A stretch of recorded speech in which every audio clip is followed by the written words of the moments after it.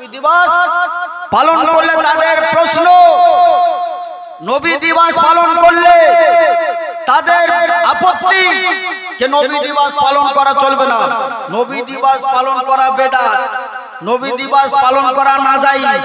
বিরাদারান ইসলাম, আজিজানে মিল্লাতে ইসলামিয়া, আজকে আপনাদেরকে আমি বলতে চাই, ভারতবর্ষে শুধুমাত্র স্বাধীনতা দিবস পালন করা হয় না, ভারতবর্ষের সরজমিনে নজরুল জয়ন্তী দিবস পালন করা হয়, রবীন্দ্রনাথ ঠাকুরের জন্ম দিবস পালন করা হয়, কাজী নজরুল ইসলামের জন্ম দিবস পালন করা হয়।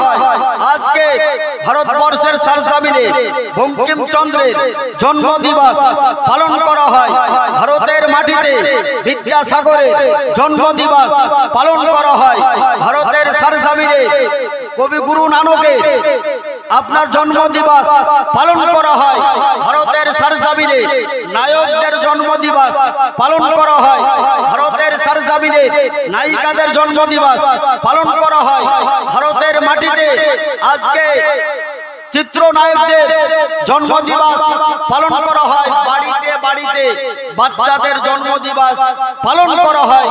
এই সমাজে কোনো ফতোয়া লাগে না, কোনো প্রশ্ন ওঠে না, কোনো আপত্তি ওঠে না, কিন্তু আমার শাহেনশাহে জিবেকার মাদানী কে তাজদার মক্কি সরকার, মাদানী তাজদার সৈয়দ আবরার ওয়াকিয়ার পয়গম্বর আজমের জন্ম দিবস যখন আমরা পালন করে থাকি তখন আপত্তি কারো, তখন কেন আপত্তি?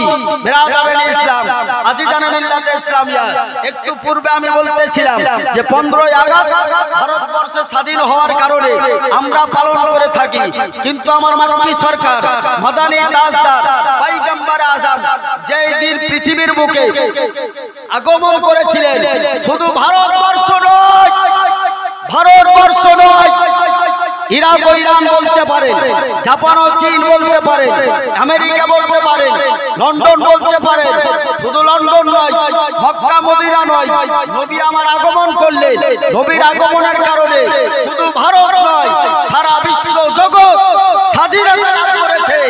সেই দিন কেন খুশি হবে না? তাহলে নবীর আগমন যেই দিন হয়েছে গোটা পৃথিবী স্বাধীনতা লাভ করেছে, শুধু ভারত নয়। বিরাদারান ইসলাম, আজিজানে মিল্লাতে ইসলামিয়া, তাহলে নবীর আগমন দিবস আমরা পালন করব না করব না? পালন করব। বিরাদারান ইসলাম, নবীর আগমন দিবস ঈদে মিলাদুন নবীর দিন পালন করা এটা হাদিস শরীফ থেকে প্রমাণিত আছে।